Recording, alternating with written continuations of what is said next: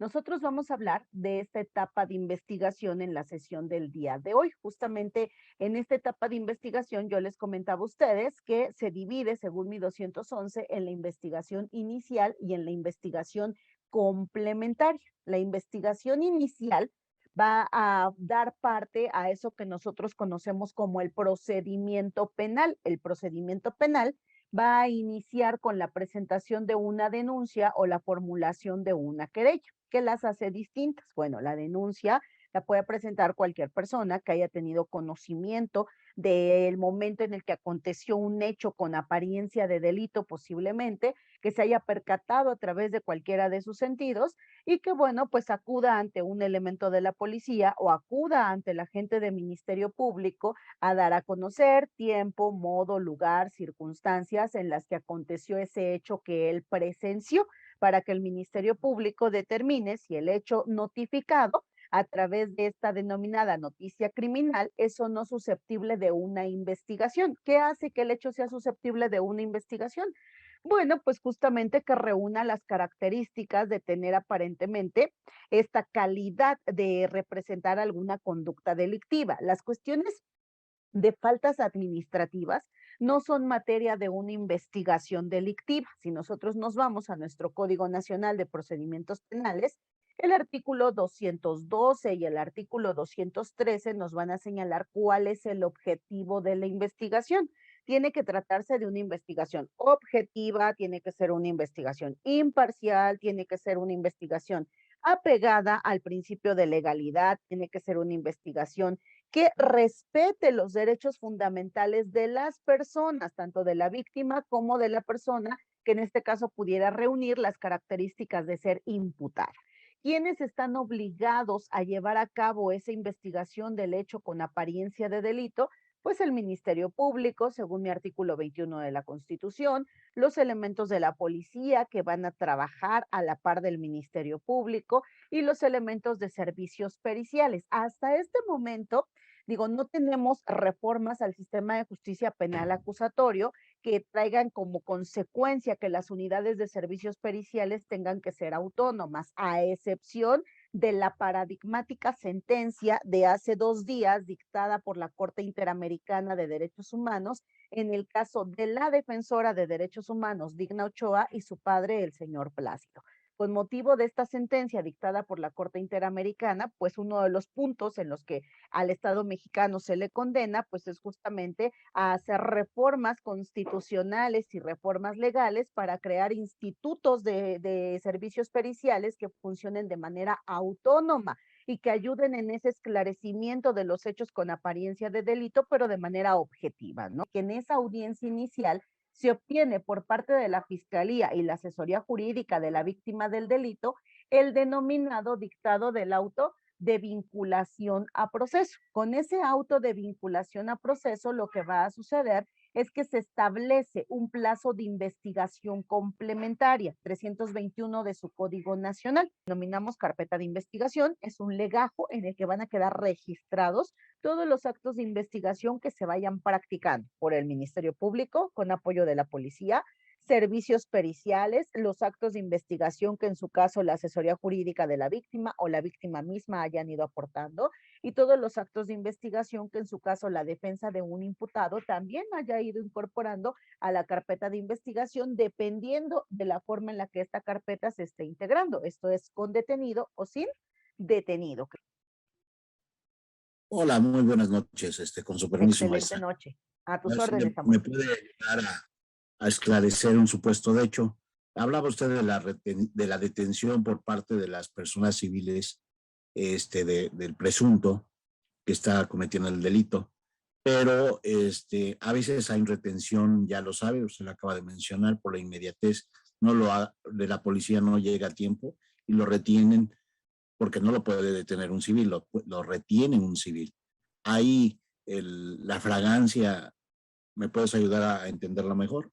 Si es Bueno, procesal, si sí, procede. claro, Cuando se da la detención en flagrancia por cualquier persona, sí está ajustado a lo que establece nuestra legislación. Mira, ¿cuáles son las formas de concluir con esta investigación? Un ejercicio de la acción penal. Pues fíjate que concluimos que después de los actos de investigación, pues no hay delito que investigar.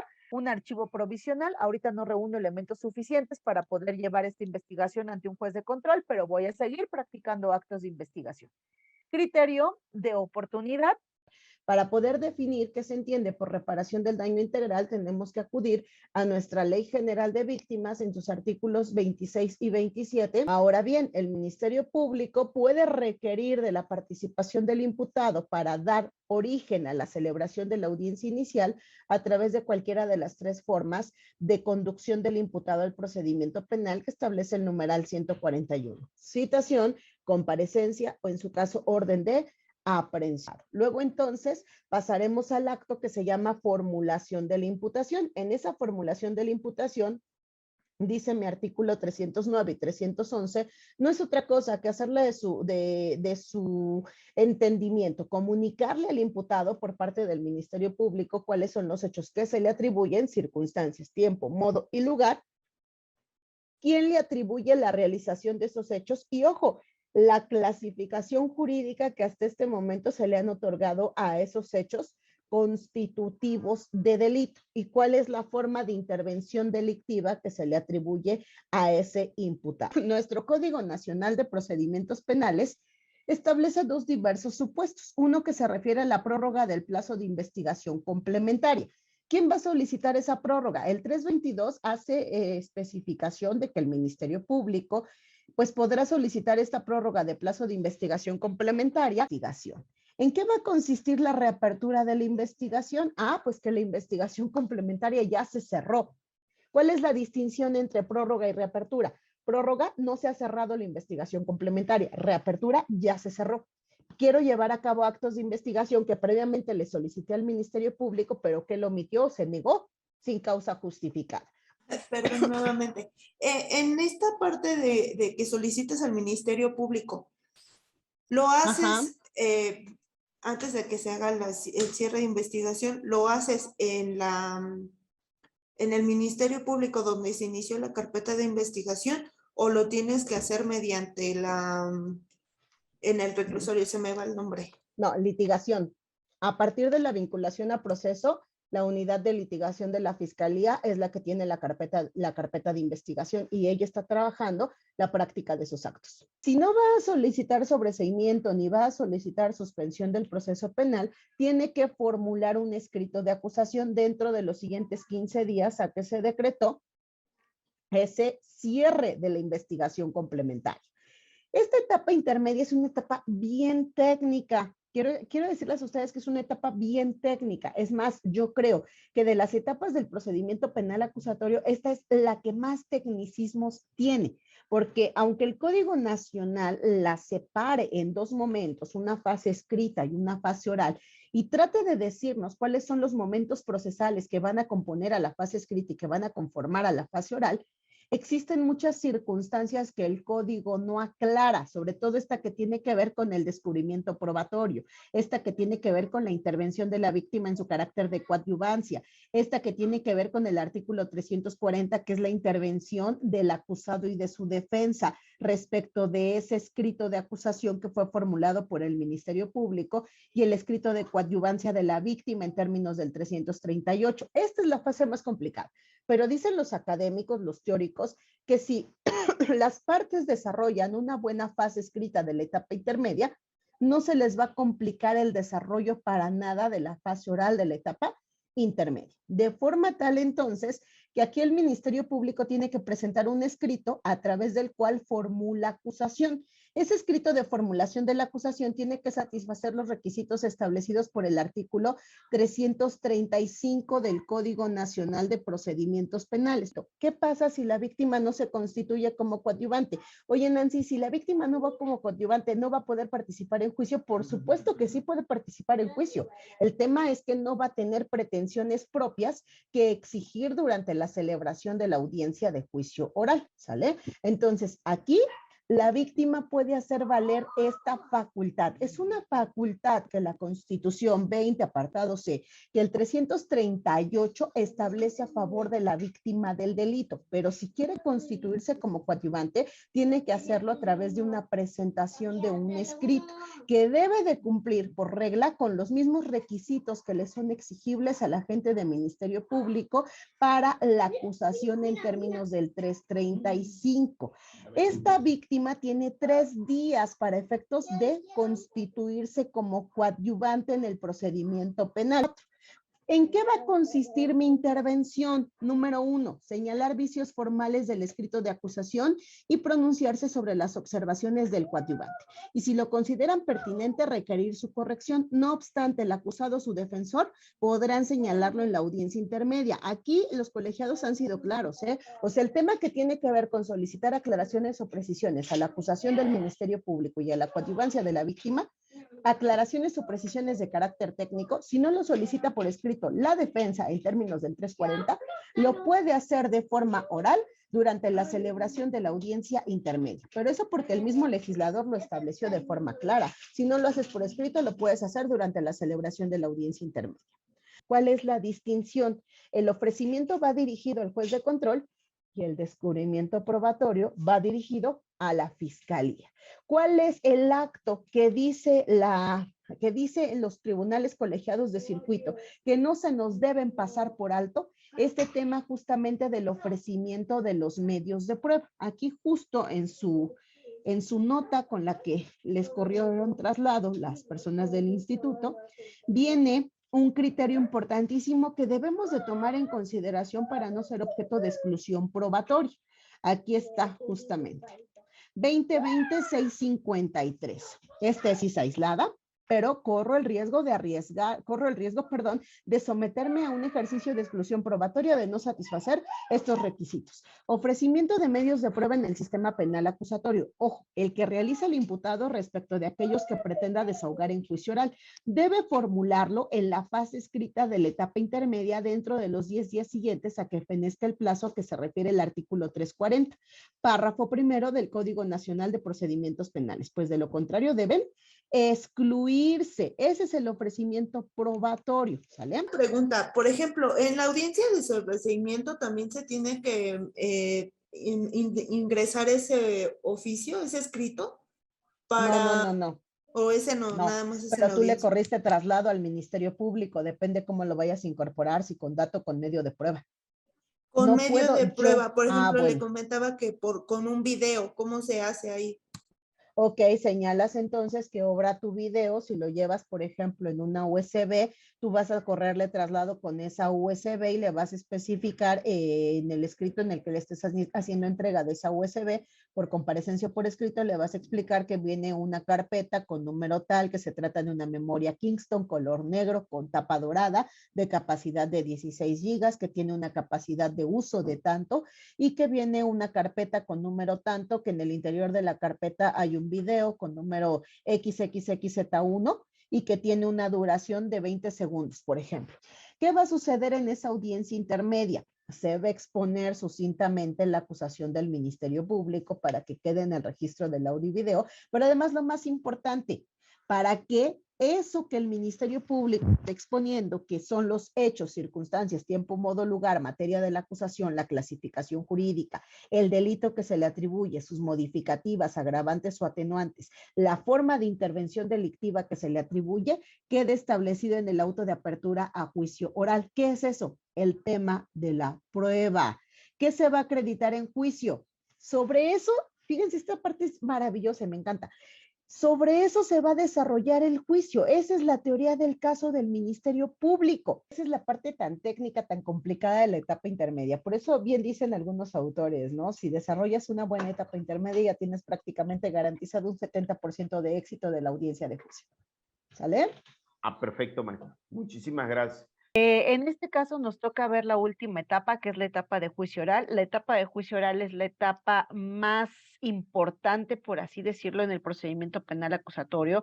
Recordemos que no todos los asuntos que llegaran a este sistema de justicia penal acusatorio pues estarían destinados para poder resolverse en una etapa de juicio oral.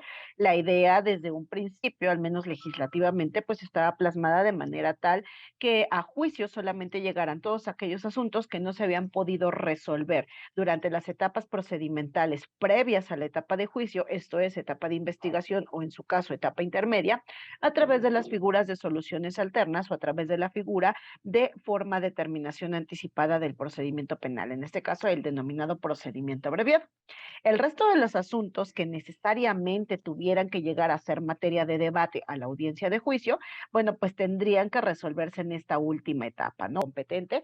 Aquí es importante que señalemos que el tribunal de enjuiciamiento se puede conformar de forma unitaria, se puede conformar de forma colegiada. El Código Nacional de Procedimientos Penales cambia justamente esa denominación a tribunal de enjuiciamiento. Habrá estados de la República en donde por la cuestión quizá de la disminución de asuntos que ahí se resuelvan o por la cuestión de la cantidad de jueces que tengan a su disposición, pues habrá tribunales en los estados de la República Mexicana que en este caso, pues van a contar con tribunal de enjuiciamiento conformado de manera colegiada. Si es de manera colegiada, son 3 jueces. Un juez que preside, se le llama juez presidente, un juez secretario y un juez vocal. Y vamos a tener otros tribunales de justicia de las entidades de la República que cuenten solamente con tribunales de enjuiciamiento integrados de forma unitaria.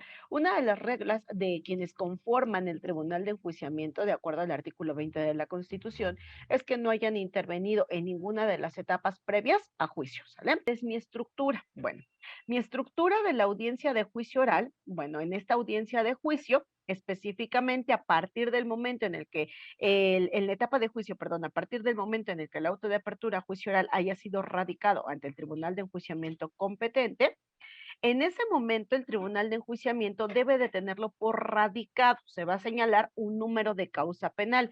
A partir de ese instante, de acuerdo a la agenda del tribunal de enjuiciamiento que vaya a resultar competente, ya sea conformado de forma unitaria o conformado de forma colegiada, se designará fecha y hora para que tenga verificativo la celebración de la audiencia de juicio. Mi Código Nacional me dice que esa audiencia de juicio no debe de señalarse en un plazo menor a 20 días, ni mayor a 60 días, y que ese plazo deben de ser días naturales, porque se entiende que el plazo debe de ser prácticamente inmediato a partir de la radicación del auto de apertura a juicio oral. Bueno, pues porque el acusado está sujeto a determinada medida cautelar, principalmente si estuviera sujeto a la medida cautelar de prisión preventiva, ya sea en su vertiente de oficiosa o en su vertiente de justificada. Aquí hay un criterio importante que en su momento pues tendrá que surgir por la primera sala de la Suprema Corte de Justicia de la Nación, con base en el que se debe de interpretar por esos hasta los 2 años en los que una persona puede estar sujeta a la medida cautelar de prisión preventiva.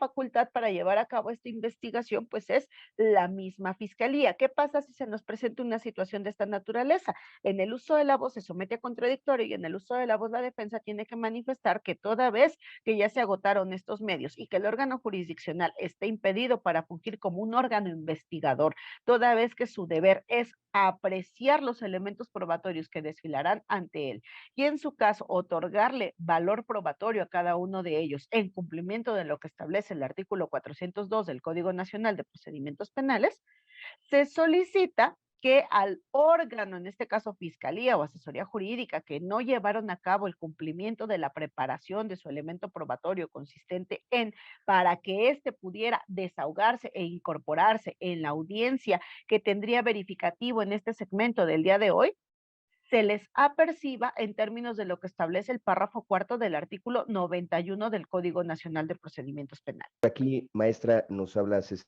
Cabello Ramírez y nos dice, ¿cuál es la diferencia específica entre desahogo e incorporación y el momento procesal de cada una de estas? ¿Cuál es? Desahogo a través del interrogatorio y contrainterrogatorio, si se trata de algún testigo, de algún perito.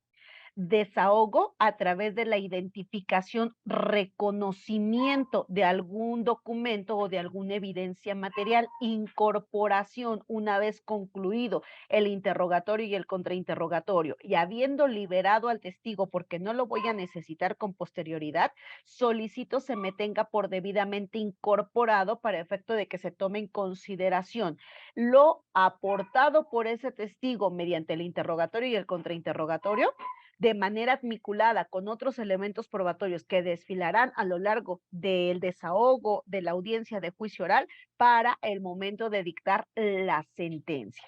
El registro de cadena de custodia es materia de debate en audiencia de juicio y no en etapas previas. A ver.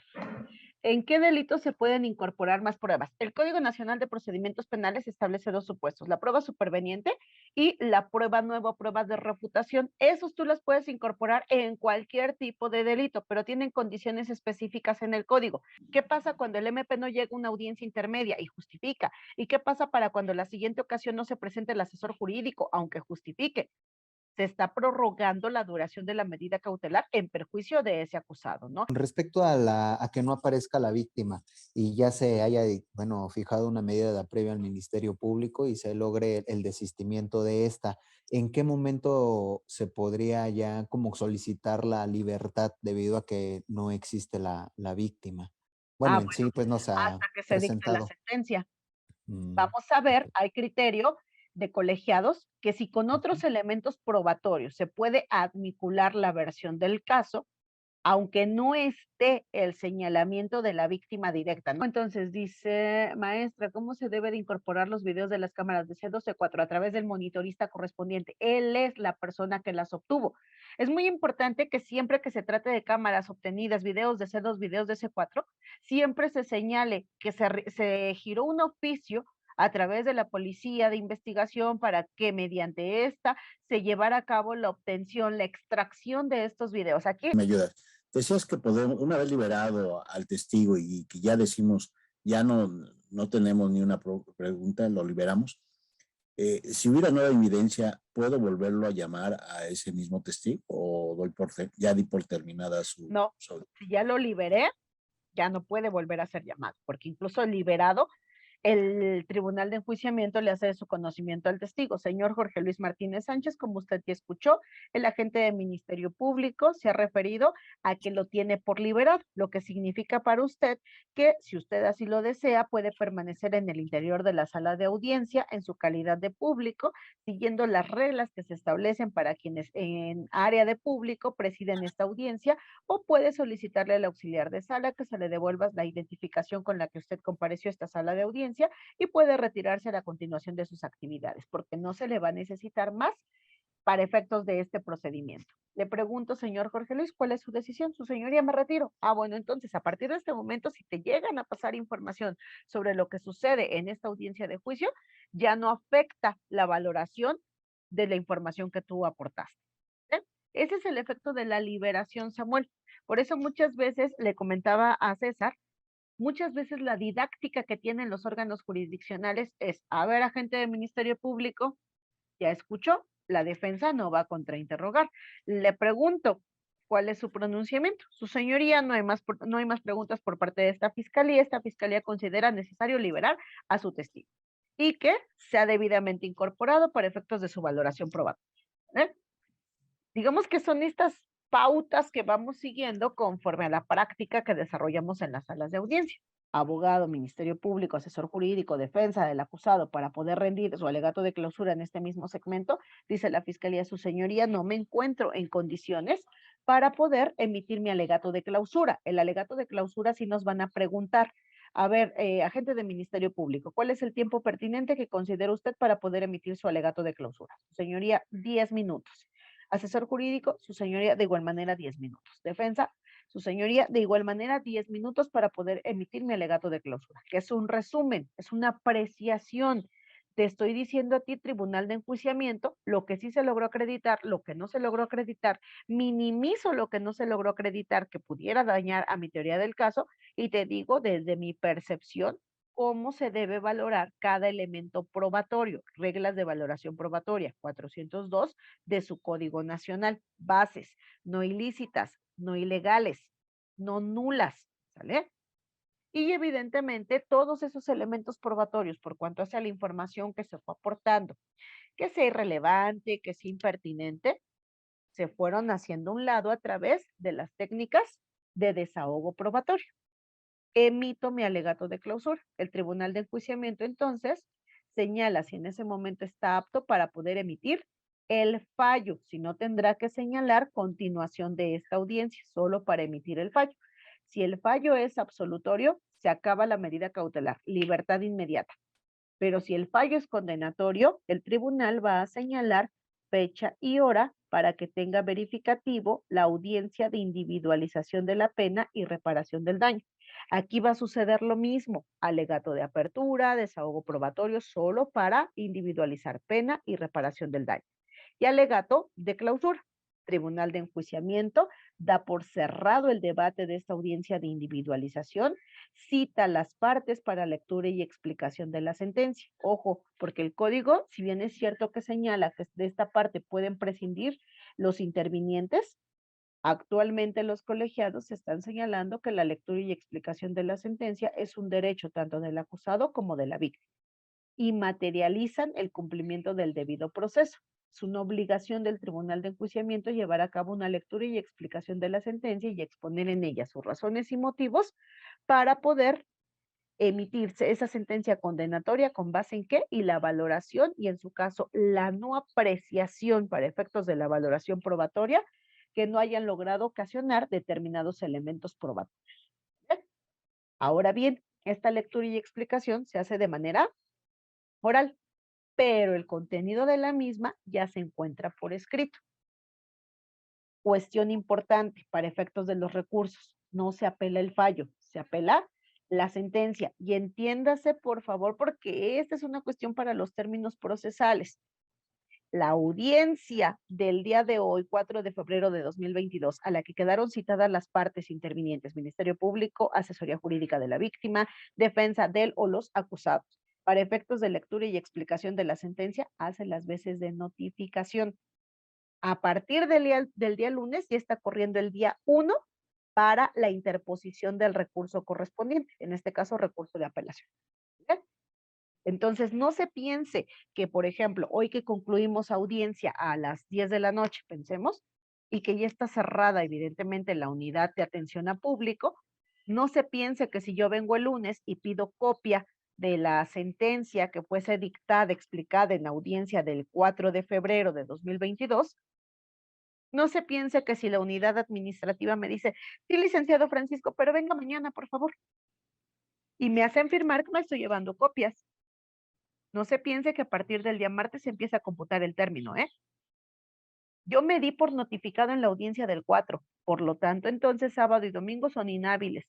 Si lunes fuera hábil, lunes es día 1, martes 2, miércoles 3, jueves 4, viernes 5, lunes 6, martes 7, miércoles 8, jueves 9 y viernes 10 para la interposición de mi recurso de apelación.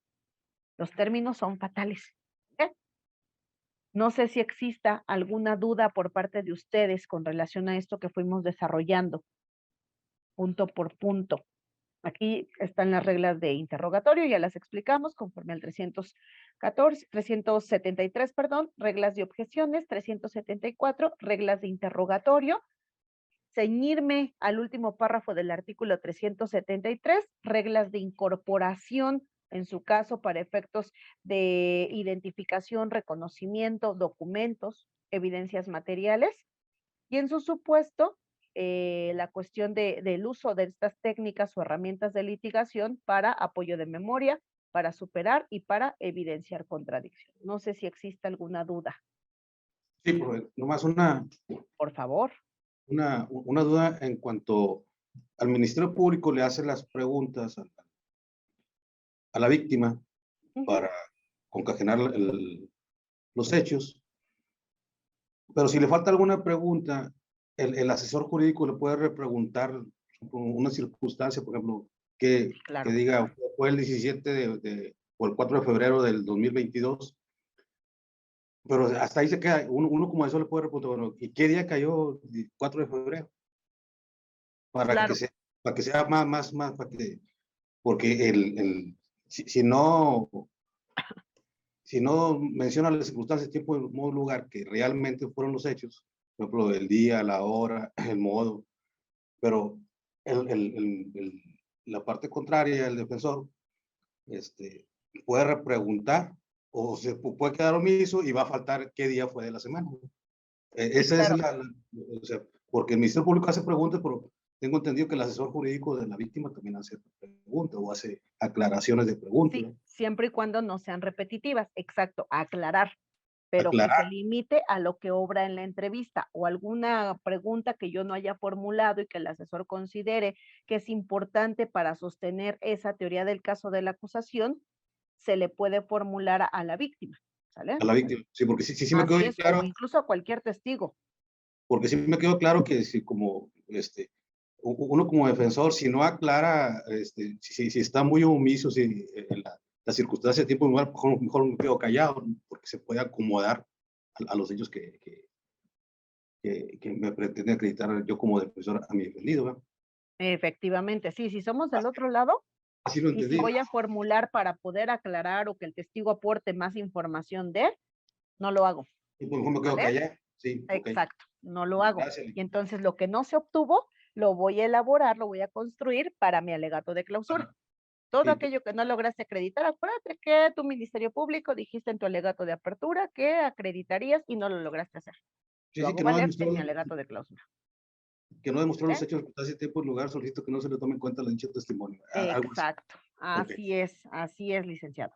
¿Vale? Muy bien, gracias. Bien, gracias a usted. Marce, por favor.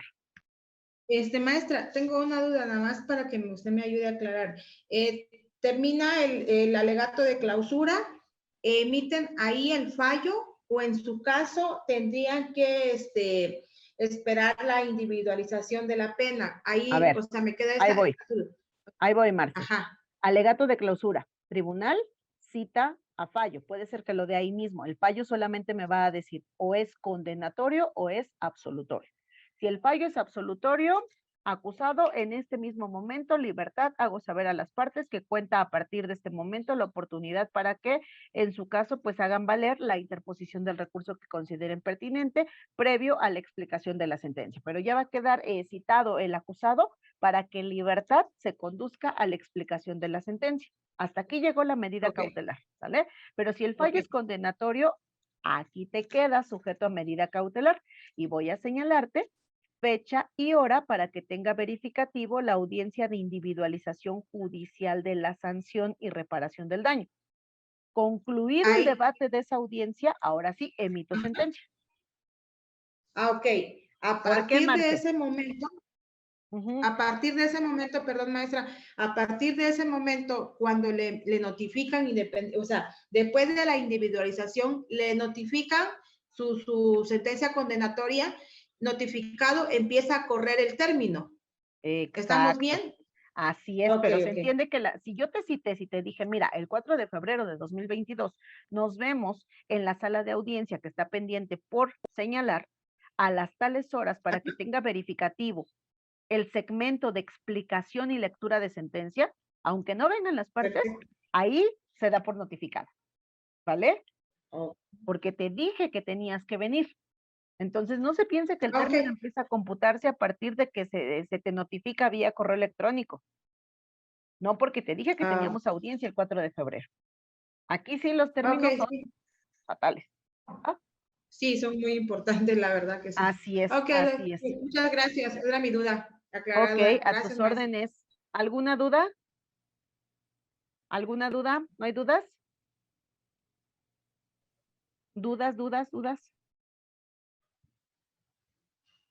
Dudas, Marce, creo que ya no hay dudas. Samuel, Francisco, Jorge, Roxana, sé que es viernes de puente. Angélica. ¿No hay dudas? ¿Segurísimos? ¿Todo claro? Instituto. Sí, todo claro, gracias. Perfecto. Perfecto, entonces, bueno, pues de verdad que fue todo un placer compartir en estas 3 sesiones con ustedes. Fue un placer que el instituto nos brindara esta oportunidad de coincidir. Yo me llevo ya, pues, amigos y demás. Y bueno, pues a sus órdenes, cualquier duda, tienen por ahí, creo que ya les había dejado mi dirección de correo electrónico, lic.nancyvillafan@gmail.com, sino a través de mi blog personal en Facebook, lic.nancyvillafan. Cualquier pregunta, mensaje que ustedes tengan, dudas, aclaraciones, preguntas, apoyo por ahí para ciertas circunstancias. Aquí no hay expertos, no hay especialistas. La verdad es que de las cosas es que todos los días vamos aprendiendo con los criterios en audiencia.